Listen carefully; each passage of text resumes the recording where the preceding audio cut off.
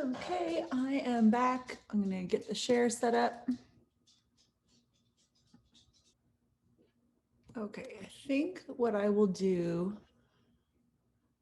we have, How many people do we have here today? we're missing Lori, and then I'm not sure if Susan's gonna be able to come back, so, Okay.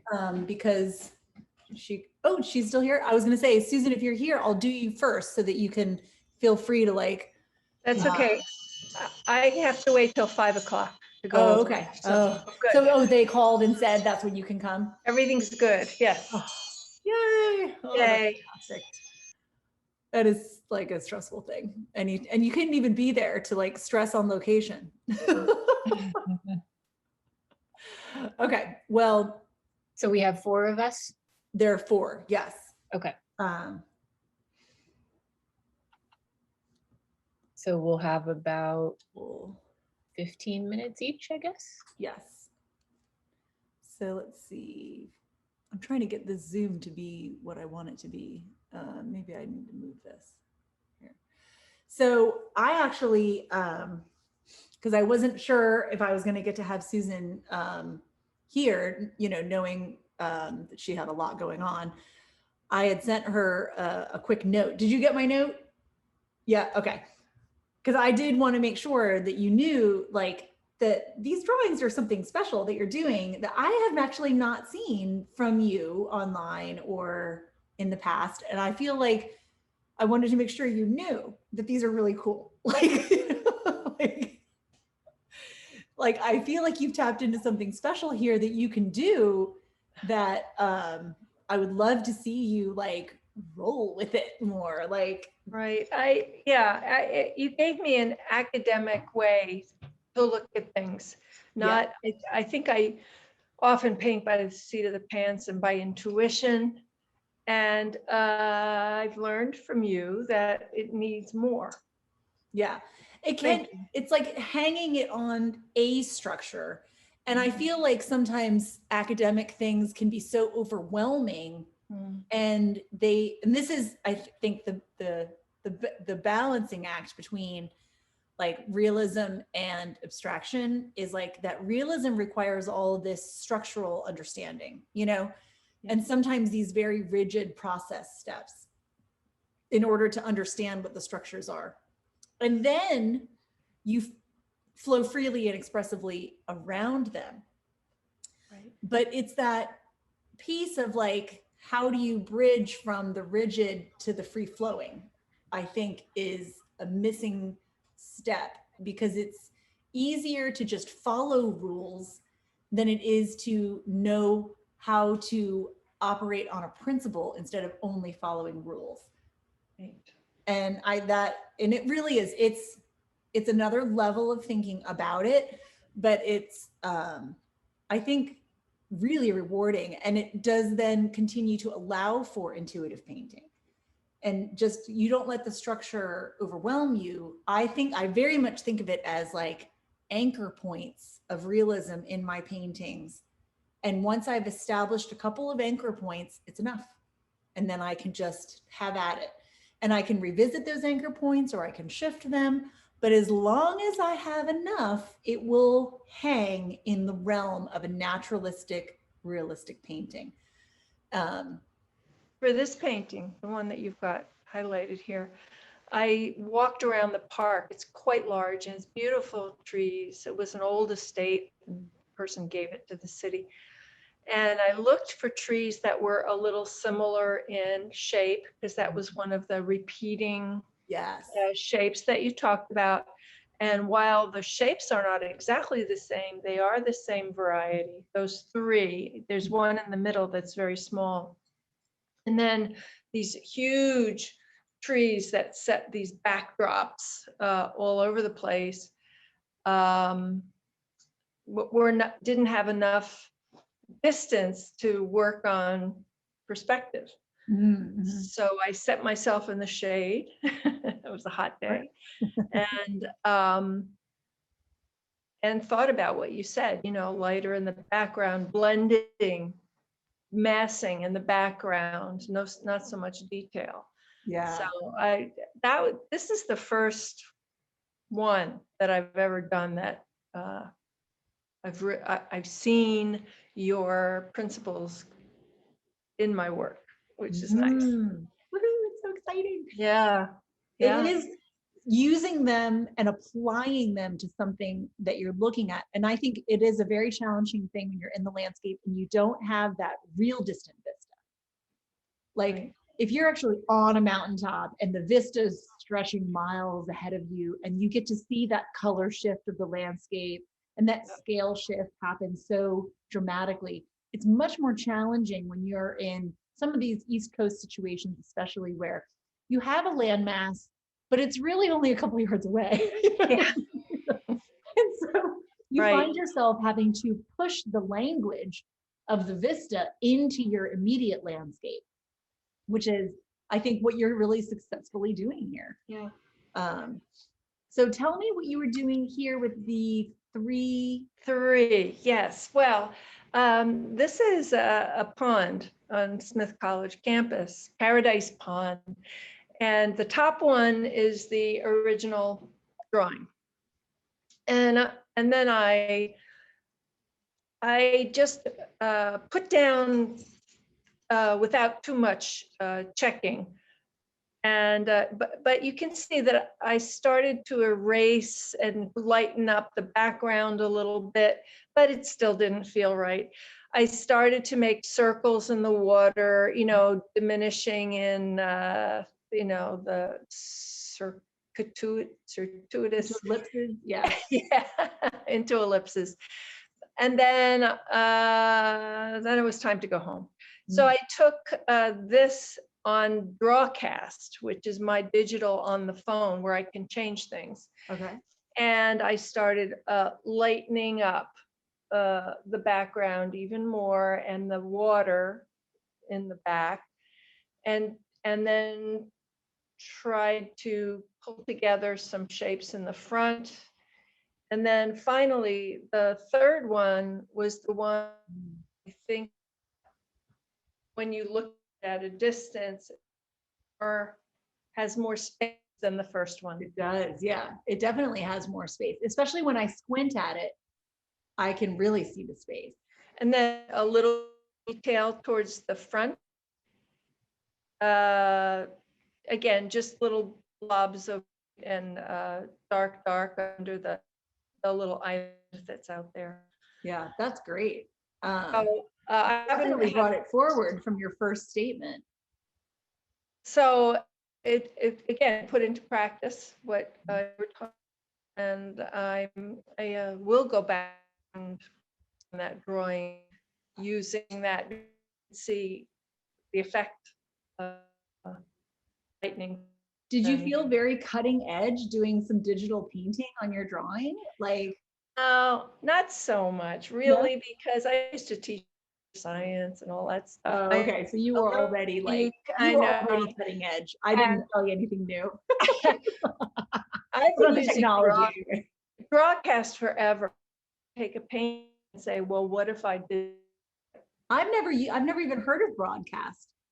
Drawcast. Oh, Drawcast is you just look at your painting and you have a color picker and you can change colors and intensity and width of your.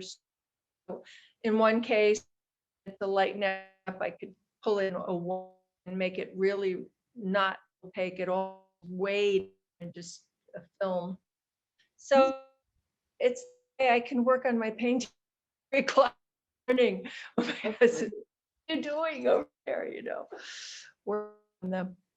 So I would look into it because it's so cool. And do you have it on an iPhone? Yeah. Yeah, I'll have to look it up.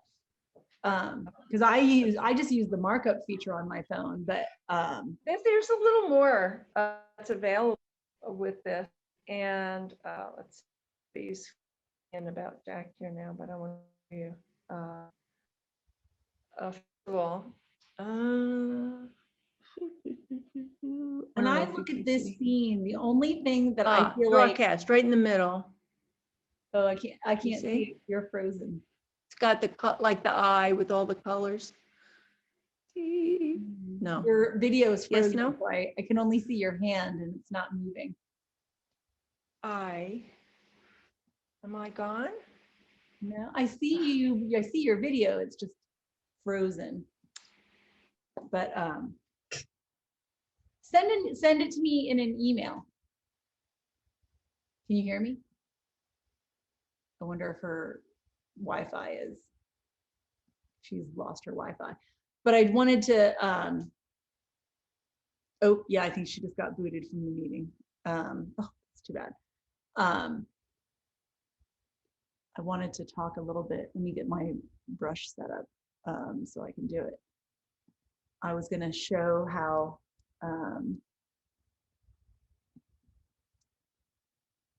if we can get this body of water back here to pop through right there, how it would enhance the feeling of space in the scene. So here's the little accent line right there. So it would just give a little bit more of an overlapping, this feeling like it's an interruption in front by having that emerge back there. So she'll get to see that in the recording. So hopefully she will make it back. Okay, let's move over here and we can look at Mary's work. Mary returned to her a red tree. You did a series of thumbnails, which is always good to, and here, look at her thinking about her sky hole shapes, really bringing it all together. A totally different idea around the sky hole shapes here. And then this is the one that you landed on, this vertical with a tree stump in the foreground. Do you want to tell us a little bit about your design journey here? Well, when I first looked at it, viewed it from a different vantage point. I talked to the people whose tree it is and asked if I could go up their driveway and, and they said, oh, sure. So instead of taking this from across the street, like I did before, I walked up their driveway and I thought, should I just, it seemed to be a little more empty than the original view I had further away, of course. And so my thumbnails, one was the flow of the flower or the colors of the leaves and themselves, and the other was all the little holes for the sky coming through. And then the bottom one was just kind of getting an idea of where I'm going to have this on a hill, because I was, at the driveway's a slant down. So anyhow, I decided on this, and I didn't want the tree trunk to be so prominent. And meanwhile, since the last time I painted it, all these little wildflowers or whatever they are have popped up. So that was wonderful. That is wonderful. So anyhow, I played around with it, and I actually, some of the things you went over today, I found out the hard way.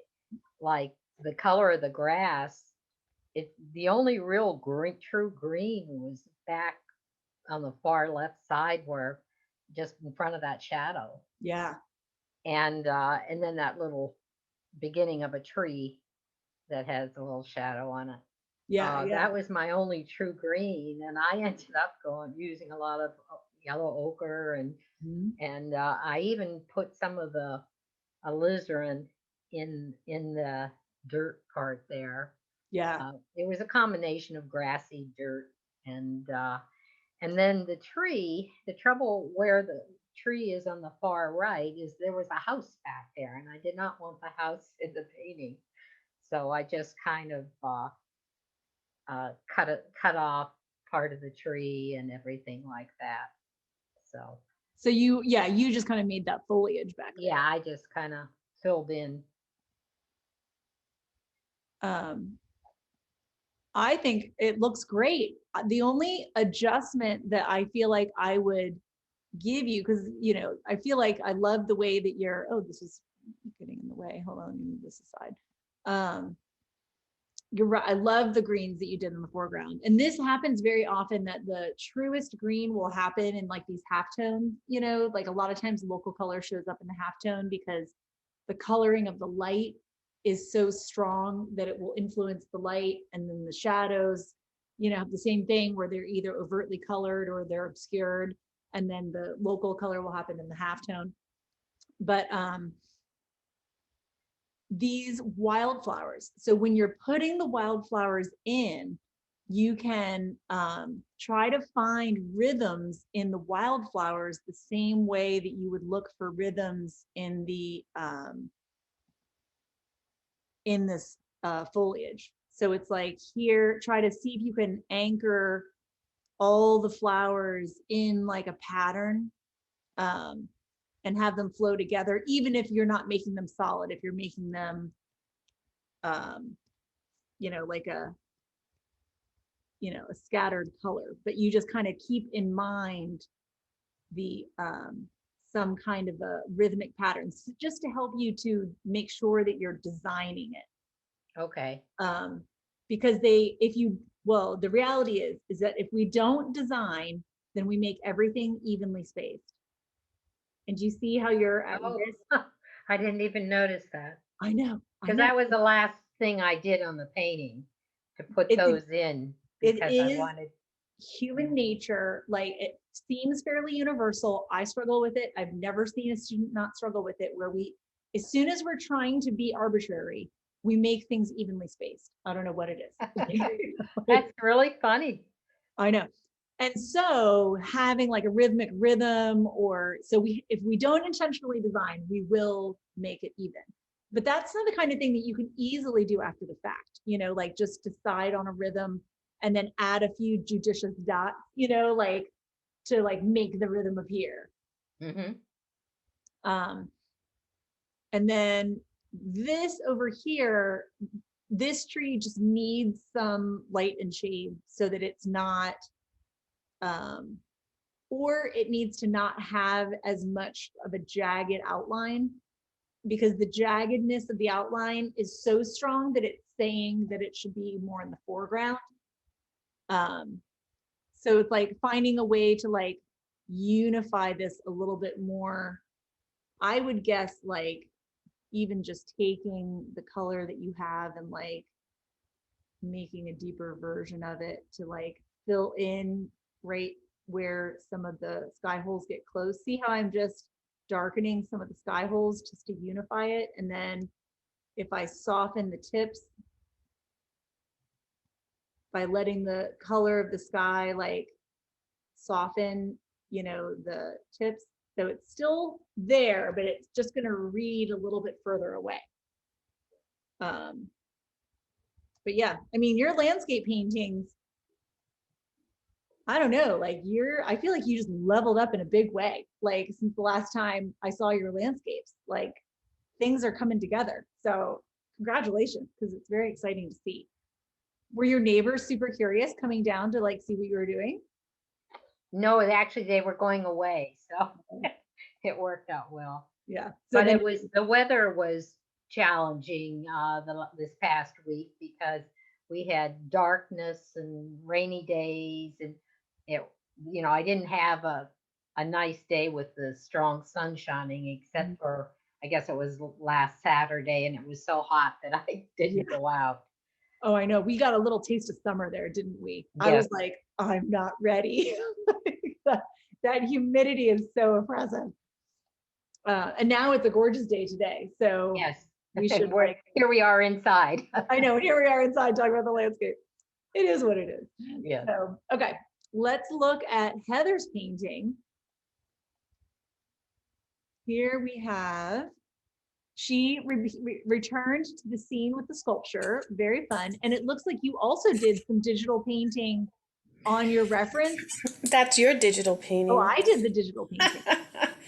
Now look at your painting that you did. I think it has more spatial depth. than the last time you did it. Was that typical? Like I was thinking today when you were teaching, like in real life, those things in the distance they were not bluish or softer. Yeah, So you kind of have to design all of that just to make it look farther away. yeah, you have to push it. Yeah, if you paint it really, really faithful. Well, one thing is that like obviously like whatever you focus on starts to change. There is a thing too where there's two ways to play it. Like, because I've seen like there's some really cool Russian paintings out there where they have the distant landmass very, very dark, like really dark and in contrast with the sky and water. And then I've seen others where they're doing that value progression where they are pushing things lighter as they go back, you know? And so you can kind of go either way. Like you're tapping into atmospheric perspective when you exaggerate the progression of things getting lighter and more unified as they go back. But there is a quality of the landscape when you think about the I can never remember the name of it. When you have a little shoebox and you make the scene inside the shoebox. Diorama. Thank you, the diorama. So when you think about like having a diorama or even like a train set or something of the landscape, then and then you light it like a still life, right? So the ground plane will all get hit by the light, right? Because of the dome of the sky and the sun beating down and everything. But anything that pops up as a vertical on the landscape will silhouette, right? Which explains why you often see land masses that pop up and seem in great contrast to the land, you know, because the land has the sky beating down and it has the sun beating down, and these verticals get overt light and shade on them, you know. And if you can't see the light and shade contrast, they read as a silhouette against the landscape. I think Edgar Payne has a part of his book where he talks about that, and he makes, or no, maybe it's Carlson who talks about how the sky is the lightest thing in the landscape, and then the ground plane is in the middle, and then any vertical elements like trees or any, you know, any things that sit upright are then, you know, going to be your darker elements in the sky. It almost sets it up like a formula, you know. But it's the kind of formula like the other formulas where yes, it works, but if you use it all the time, you have one type of painting that you make. Right. So, Well, and I definitely see that, like when it's a really off in the distance, I see things do look, purpley light or way off in the distance. But way off. this, I didn't see that. Yeah. So what I like to do is I take the extremes of how things happen, and that the extreme teaches me how to exaggerate. So the extreme vista tells you how things are shifting as they go back. And then I can use that pattern of how things change as they go back, and I can pull it closer into my small scene in order to exaggerate space in a smaller space. Does that make sense? Mm-hmm. So in that sense, like I take circumstances like the extreme distance, or you take circumstances like how does light operate when it's on a foggy day and the light is blasting through the air? What do you learn from that extreme situation? And then how can you apply that to a crystal clear day? And so I take extreme light effects, and then I take those pattern lessons and I apply them to other situations where things are less clear, and I can now push and pull with the language of the landscape. Great. It's the same thing with color. Like I just take the pattern directions of color and I either exaggerate them with, by scattering the colors to become more chromatic, more rainbow, more exaggerated variation in the mass, or I desaturate and make everything more neutral in order to make it more harmonious. Like those are they're both the same thing, just opposite sides of the coin. So what this does though, when you like took what these were, like these really dark trees, and lightened them, it just pushed them further away, and it made for more space in the painting and like boy, it really helps to bring this forward into clarity and makes it more like the superstar of the show too, I think. In the homework assignment, you said use foreground language, but wasn't quite sure what foreground language is. I went back over the notes and I know, like you talked about using arrows and Yeah. showing the edges of the grasses and stuff, but I wasn't sure. Foreground language is basically having a sense in your mind of like almost naming, this is my foreground. And if something's in the foreground, then you kind of give it certain properties as compared to your middle and your distance. Okay. You know, so it's like foreground, it's closest to you. Therefore, you're either going to say, I'm going to use a pattern of more detail in the foreground, less in the middle, and even less in the distance. Or I'm going to use a pattern of my foreground is in silhouette, and I'm going to have all my detail in the middle distance, and then the vista is this, you know, like you kind of set up a language for it. Like that foreground shadow. Like a lot of times, if you don't have any elements in the foreground, you can use things like here, this Garber, this is his foreground right here. Foreground, and this tree here is like his foreground. Or you could say, this is the foreground, this little silhouette darkness. Here's his middle ground here, this big tree, and there's the distance. Or you could claim the tree and these dark bits as foreground, this giant middle section as the middle ground, and then see the more distant vista right here, this and the sky as the background. Either way, you can see how they're organized into, even no matter which way you organize it, you can definitely see like that this is treated like a unit. It all has a similar treatment. And this has a similar treatment.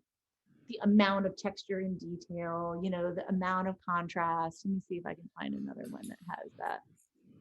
Like really, like this guy is really good. Like you can really see, here's his foreground, boom. There's his middle ground. You can see the areas that have been masked together and treated with a similar touch. It's almost like applying filters.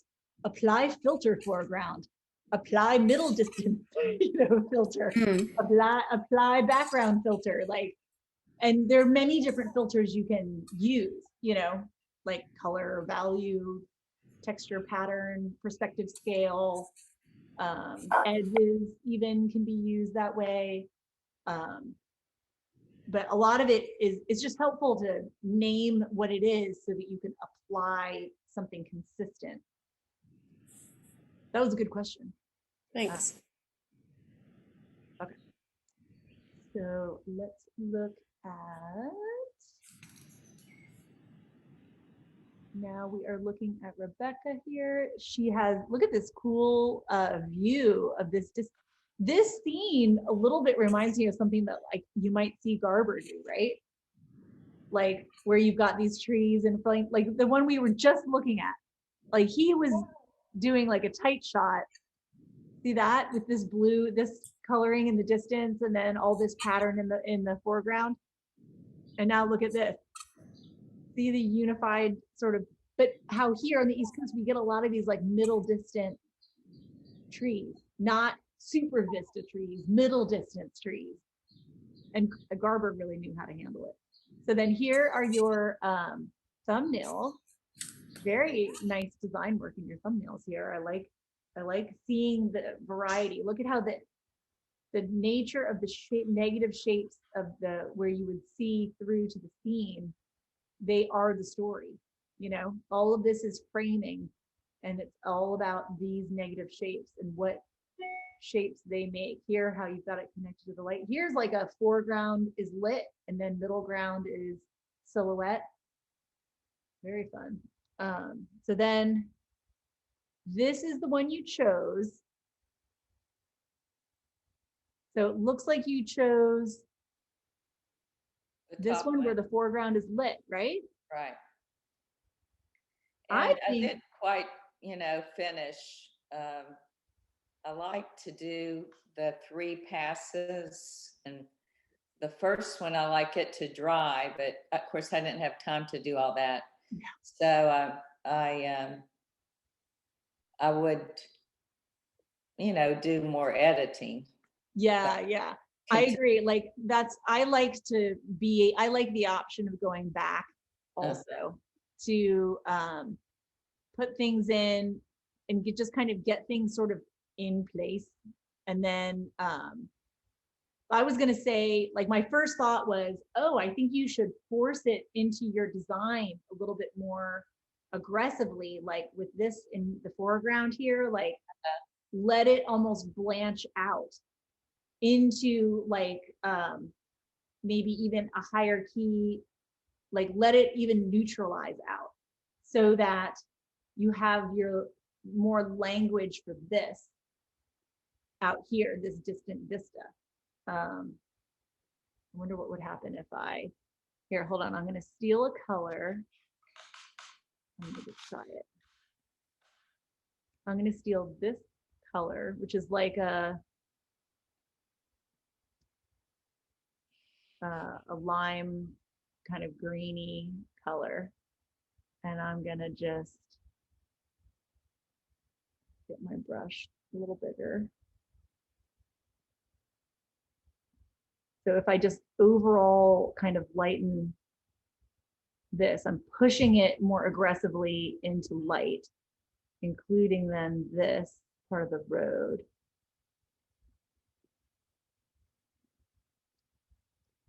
Trying to get a real clean orange.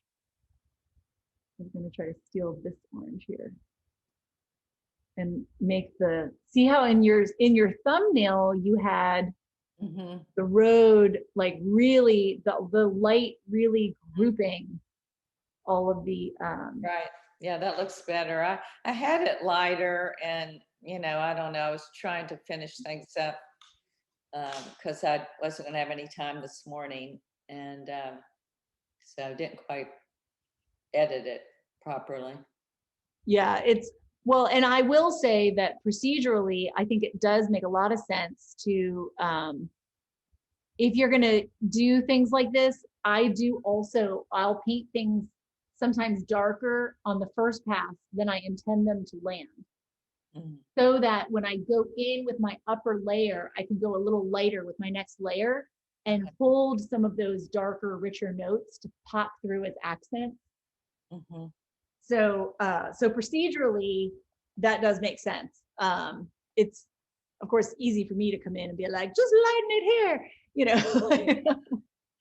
But the other thing that I would do on your second pass when you're going in for these tree branches is to I would almost take like a whole session, or you could really even do it in the studio. You don't actually have to be out there for it, but to go in and really think about the taper, of the strokes, and making sure that you go in different directions with your brush strokes, you're already kind of doing it, but and very often my first pass of branches looks something like this as well.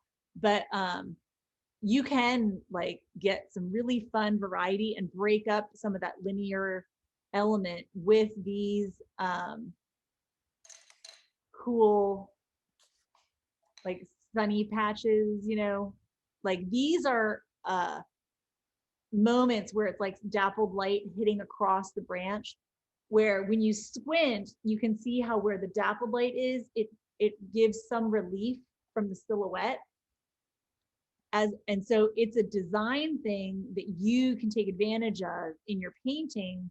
If these feel like clunky, you can break them up with a little bit of light and shade, like dappled light. Or you just go in and really work the shapes, kind of like how you did in your thumbnail. Because I feel like when everything's consolidated down to a small value sketch, sometimes it's easier to see your shapes.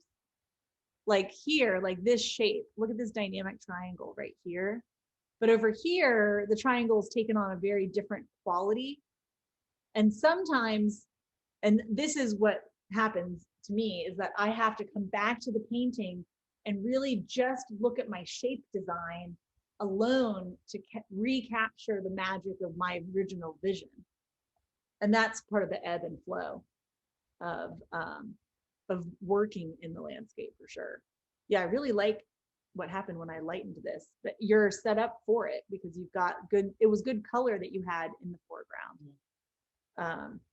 And then when you do these dappled lights here, you can really work the perspective language. No matter what you see here with your dappled light, you work that perspective language for the dappled light on the path. Like make sure you've got one that is like absolutely big. And then like you kind of hit the anchor ones where you're like, this is going to be my big one, this is going to be my medium, and this is going to be my small. And you make sure they have that relationship, and then it will just force perspective to show up. You have good perspective in this already, but yeah. And then, you know, pushing these sky holes down. Yeah, Like I just kind of got started with the sky holes. Yeah. They're their own design conundrum. This is actually like, when you think about it, this is an incredibly complex theme. It's easier to just do nothing but vistas, like big empty masses with distant land. Like that, I've painted that scene over and over again. And this is very complicated, but it is so enchanting when you get to see peaks of this distant land. Like also, those trees, you know, have been cut like that so that you have a view. They're not as natural, really, to have no branches. Yes. Area. Like all of a sudden, there's weirdly no branches at the bottom. Yeah. That's when you really have to get into, if you have a landscape where you're trying to create a vista like that. I have to do that in my tree line where I go in with clippers and I make the holes in the tree line so that I have something to paint. And so I'm like in there, like clipping branches, and then I run away and I look at it from all angles and try to make sure that I didn't make evenly spaced holes in my tree line. Like, that's easy to do when you're trying to control the landscape. You realize, you know, it's just a whole other design thing. And I was going to put a little more detail in the foreground leaves, but I have a hard time working when it's wet. Yeah. I do too. That's why I prefer letting things dry in between. But if I am going to try to finish it while it's wet, that's when you need the really big piles of paint. And usually at the end of a painting session is when you've used up all your piles of paint and you're trying to get by just scraping it or just like brushing your brush into the little flatness that used to be where that color was. And then I do better with a knife. Yes. Alla prima. Yeah. Well, the knife really is very forgiving with a small amount of paint, like because you can scrape it together and then just pick up that little spludge. But yeah, at the end of the alla prima, everything's wet on wet. I'm going in after the details. Yeah, I will just make sure that when I'm mixing my detail colors that I'm going to use, I mix a generous pile of paint to get to, because when you're painting on top of wet paint, you have to be able to have enough paint for it to flow off the brush without digging in and mixing with the underlayer. And that's where, yeah, you just need enough paint to make that happen. But if you've got the time to let it dry and come back to it another day, that's why it's so amazing. Some of the plein air painters repeating. Yeah.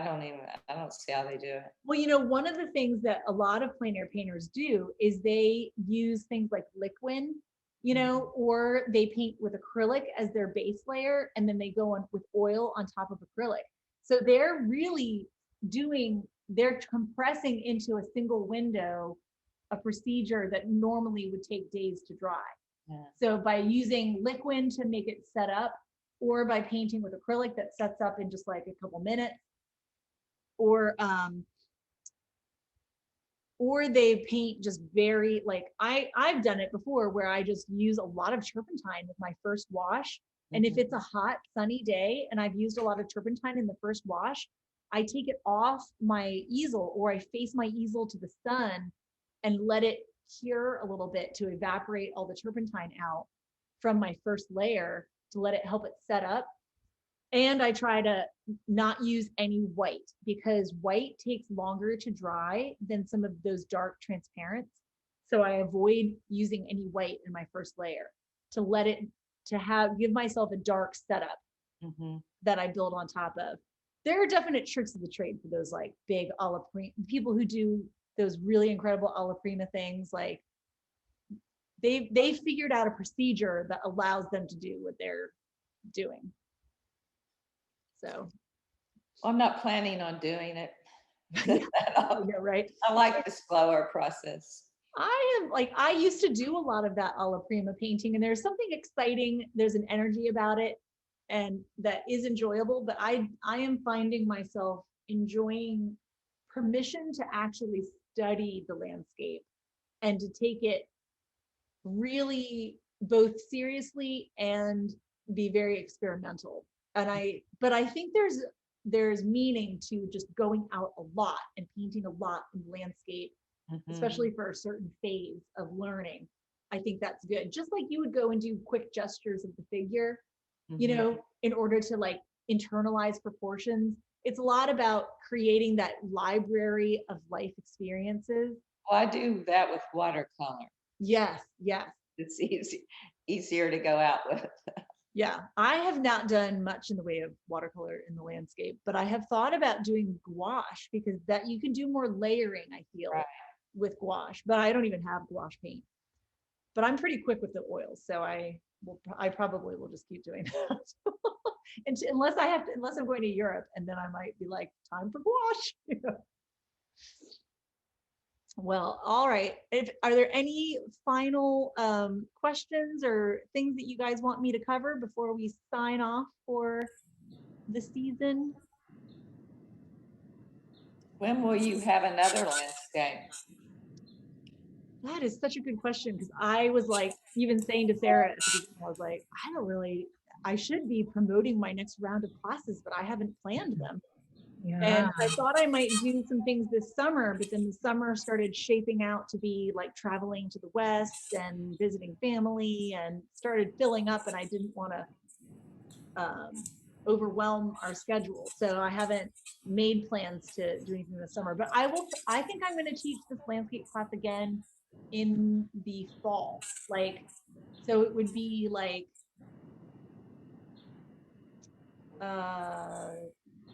maybe September, I would guess. That's when I'm sort of grounded, because I start teaching at the college again. And so then it's like, I'm not going to go anywhere. So I might as well just go ahead and like ramp up my teaching schedule. I'm definitely want to teach this landscape class again, but I would be open to hearing like topics that you guys want taught, because I feel like I'm getting ready to like build a new little curriculum like this. I've done still life, the secret figure, and landscape. I do feel like I could possibly do like a color focus one, where I talk more about perceptual color and procedure with color as a 4-week run. That's something that I have in mind. But most of the classes that I teach based on students saying that's what they want me to tell them about. So if you have an idea, send it my way. Abigail, have you ever thought of maybe having a class 1 week, 1 day a week on something generic, and then giving several assignments, and then the next month meeting again, and people show their work, and it's a critique. Oh yeah. Oh, so like basically So it'd be there's no once a lecture. month, you'd have a group, and once a month they would you'd have a critique, or people painting. You could either have a theme like still life or landscape or whatever. That's a really good idea, because the thing that I find frustrating sometimes is I have to hurry to get the painting done in time to photograph and get it to you. And things come up during the week Yeah. and you can't always get to it.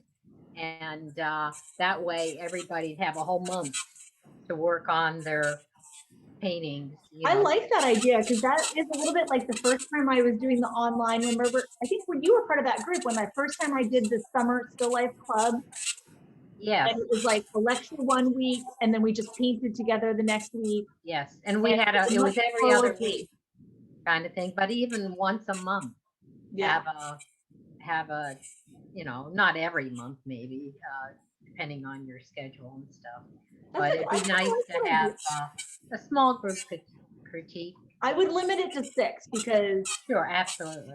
6, I think, is the top edge of Yeah, what everyone really getting their full attention without it taking too long.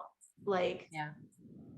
so, I think it makes a very long time for you too, lecturing for 2 hours and then critiquing for another. yeah. Yeah. Well, I mean, I get hyped by it, so, but I am tired later. Like, I don't feel tired now, but as soon as I log off, I'm like, woo, and I'm like lounging on my couch and Yeah.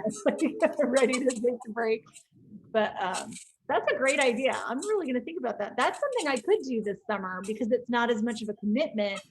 I basically can just log on and enjoy the community, you know, part of it. I wouldn't even have to give the assignments, but they could be optional. Like, hey, we're gonna, you know, do a still life this week, or you know, something yellow. You know? Right. Or like, you know, like we did this last time, do a tree. Yeah, like pick You an know, isolated tree and do flowers, do a bush. Mm-hmm. You know. I'm in a watercolor painting group that does that. We meet once a month. I think it's the first Thursday for 2 hours, and every other month it's a demo. She demonstrates something, and then the next month is a critique. So she'll critique our work, and we pay $30 a month if she gets it. How long is she demonstrating? It's Like- supposed to be 2 hours, but a lot of times it's only like an hour and 15 minutes or something. Yeah, Because she's just that quick. I guess. So it's like $30. $30 a month is what I pay, and it's automatic through her website. And she does a demo every other month and a critique of your work every other month. So it's But like she has more people. Like she had maybe 10 people. But if it's 2 hours, you can do more critiques. But So the demo 1 month and a critique time the next month, and she critiques everyone, everyone, but it's 2 hours. but she takes 2 hours to do it. Still, that's And she has more people. But that might be good revenue. I mean, if we're all paying 30 and it's 10 people, that's 300. Yeah, I don't know. I think I am liking the idea of that. I can definitely do demos, so I could do something like that where I, you know, 1 month of demo and then the next month critique. Or Yeah, she did like a uniting your medium values, and another demo still was technical themes. Yeah, it was the brushstroke one that you gave us, but I didn't. I think you like do the painting in 50 brushstrokes and then 35 brushstrokes or something like that. Yeah. Oh, did she give that assignment, the limited brushstroke assignment? Yeah. So that's But she that's a demoed really it. good assignment. She demoed it and then gave it to us. Yeah. Yeah, and then watercolor, that's a really effective. But it's not always an assignment for what she critiques. It could be any landscape painting, plein air painting. Hold on, I think my son is at the door and he can't get in.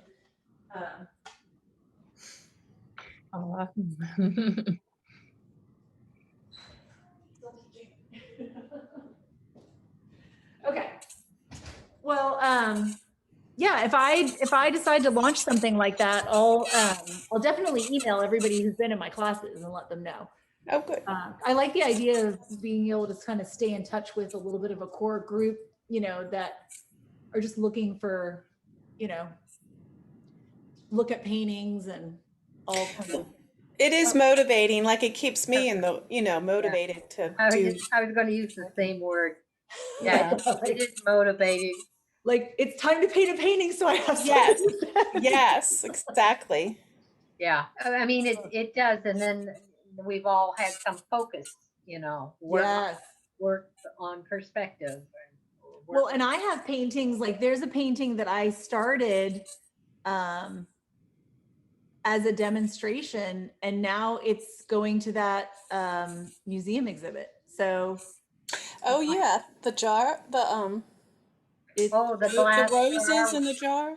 with the that one, well, flowering. actually that one I already had in progress, and then I did a demo of a piece of that still life. Right, I saw that But in your still life one. but then it's this one. Hold on, I'll screen share it to you. This painting. Oh wow. That's nice. This painting is the painting I started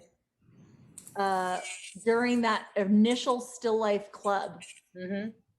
This is what I worked on for that summer.